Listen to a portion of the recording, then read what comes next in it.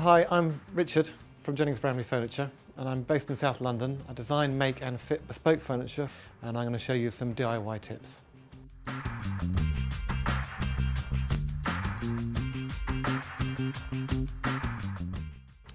This is a 1/4 inch router, it's called, which means that the cutters have a 1/4 inch wide shaft.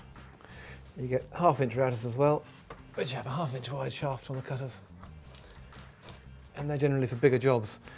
I'm going to show you two things with the router. One, this is called a Beveling Cutter. It cuts a chamfer at 45 degrees. Lots of different types of cutter. There's a fluting cutter, and then a round over. Just rounds the edge of a piece of wood over, just like the name says. All sorts of funny different shapes you can get,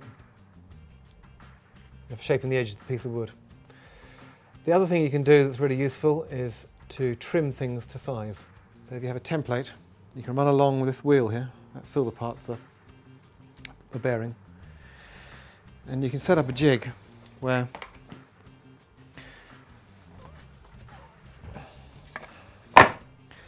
the bearing runs along the template. This is the template, this is what I'm going to cut. And the cutter cuts the lower part to the shape of the template.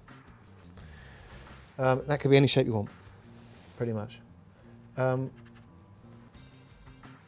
you have trimming cutters as well, which are slightly different to that. They have a wheel at the other end. First of all though,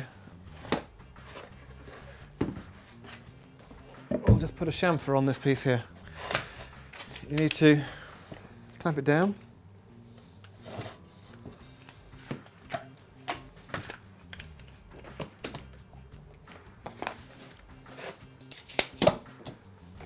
Get everything out of the way. They produce a lot of dust, routers, and so it's worth having an extractor.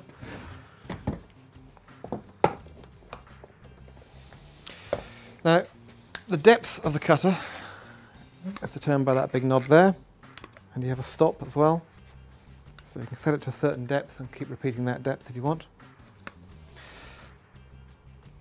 This time I'm just going to set it at an arbitrary depth.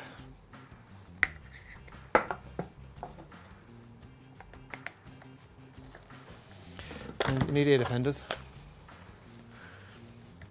The cutter always goes around that way.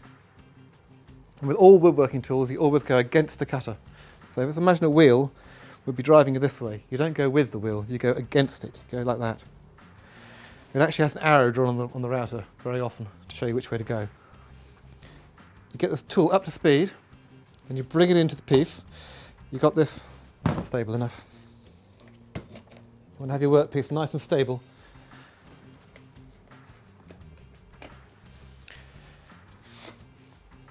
The flat board at the bottom, you're going to put that on the workpiece and then slide along.